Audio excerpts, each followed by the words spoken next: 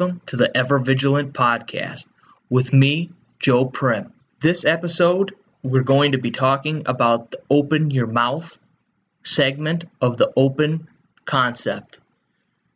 We've gone through open your mind, open your eyes, open your ears, and we're down to open your mouth.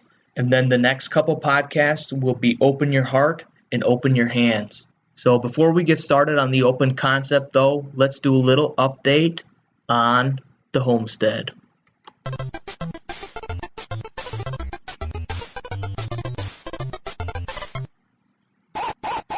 All right, so here's the Homestead update.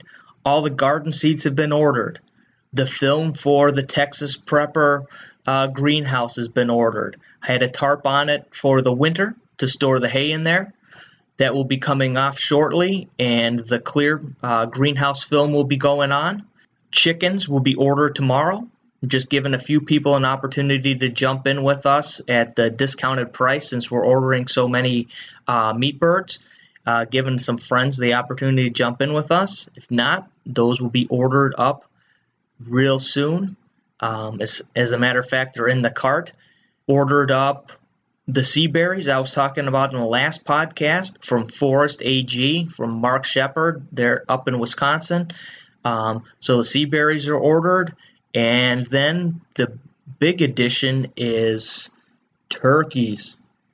So turkey order is in. Turkeys will be arriving next month.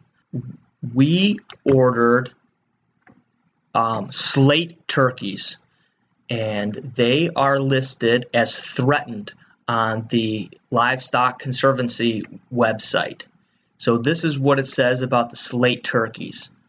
The slate, or blue slate variety, is named for its color, which is a solid or ashy blue over the entire body, with or without a few black flecks. It is also called the blue or lavender turkey. Hens are lighter in hue than the toms. The head, throat, and wattles are red to bluish white. The beak is horn in color. The eyes are brown. The beard is black. The shanks and toes are pink. The standard weight for a young tom is 23 pounds and 14 pounds for a young hen. Since, however, the slate had been selected for production attributes, including weight gains for years, many birds may be smaller than the standard. Careful selection for good health, ability to mate naturally, and production attributes will return this variety to its former stature. The slate was accepted by the American Poultry Association in 1874. It has been popular in exhibition circles and is gaining popularity in pastured poultry production. Renewed interest in the biological fitness, survivability, and superior flavor of the slate has captured consumer interest and created a growing market niche. The slate is less well documented and more variable in type and color than any other variety. This makes it more challenging to breed consistently than the others, as production potential today is not known. The main reason why I chose the slate turkeys was their ability to reproduce. Most of the other turkeys now are bred so big-breasted that they're not able to reproduce. And these slate turkeys will even go broody, take care of their own eggs, and take care of their own young.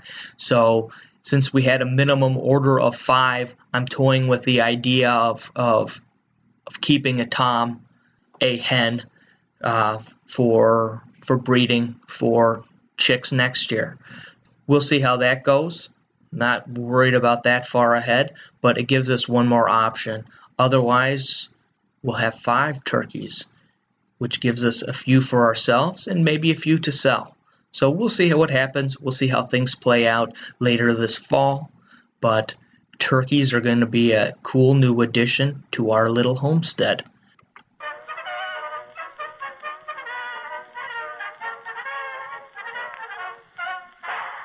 All right, now on to the open your mouth part of the open concept. The first step to opening your mouth is to know, number 1, who are you? And number 2, what do you believe? This is important unless your viewpoints are exactly what you are supposed to believe. You may ask what I mean by supposed to believe. It's a good question. We have been indoctrinated with a belief system since birth, through TV programs like Sesame Street, reality TV, and the news, through government schools, and through social media. We are constantly told what to believe, how to think, and to believe anyone with a contrary thought should be shunned, or they should be beat up, and certainly not listened to. Most people do not know why they believe what they believe, and have no way to defend or debate their beliefs. Our society is extremely happy to be told what to believe. They're fully content to accept the social norms. Children are not allowed to think critically or freely. They are told what to do from the moment they get up in the morning, through their school day, and then again after school activities and sports. Then do homework and go to bed. This leaves no time for freedom. Everything is closely controlled. And if a child steps out of line or questions something, they're threatened or drugged. We live in a society where people are going to the streets to protest for, not against, the beliefs that they have been indoctrinated with since birth. It is not revolutionary to fight against discrimination. It is not revolutionary to fight against Christianity. It is not revolutionary to fight against global warming. It's not revolutionary to fight against fascism. It's not revolutionary to fight against fake media. It's not revolutionary to be pro-women's rights. It's not revolutionary to be pro-gay rights. It's not revolutionary to be pro-illegal immigration. It's not revolutionary to be pro-Muslim. It's not revolutionary to be pro-abortion. These are not revolutionary. Revolutions are fought against those in control, not alongside them. We need to open our mouths not to convince others, so much as to assert ourselves, to plant a flag, to strengthen those beliefs in ourselves, and that others may know who we are. Opening your mouth may have consequences. You may be beat up, called out, reprimanded, or fired. But your example of standing up to the status quo may start others on the journey to open their minds to the fact that things are not what they seem. But don't waste your time debating those who are brainwashed.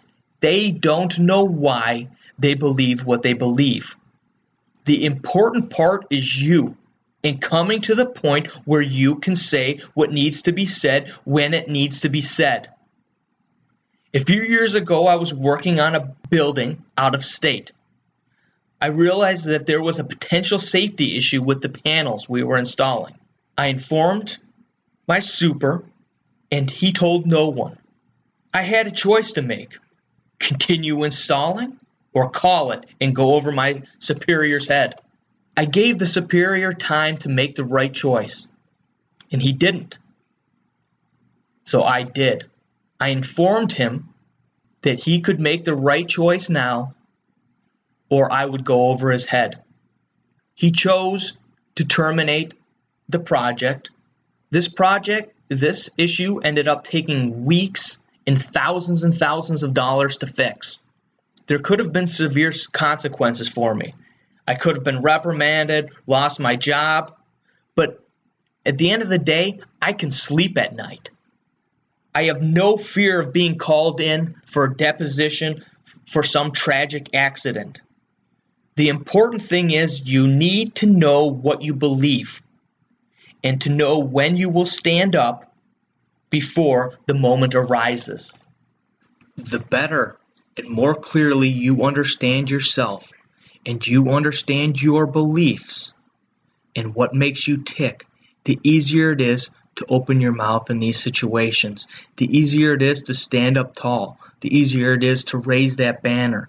The easier it is for you to let it all hang out.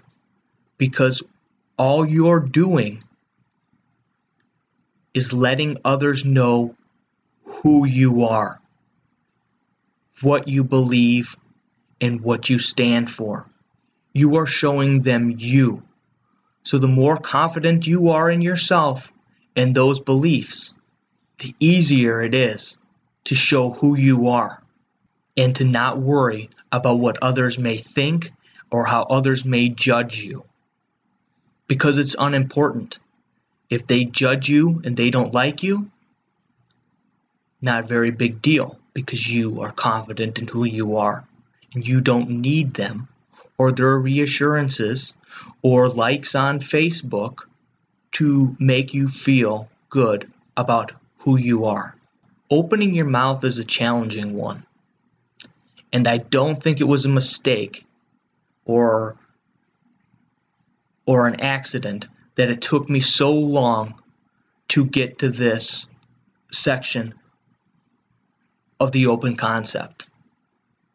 You cannot talk about opening your mouth without letting it all hang out and without letting people know who you are and what you're thinking.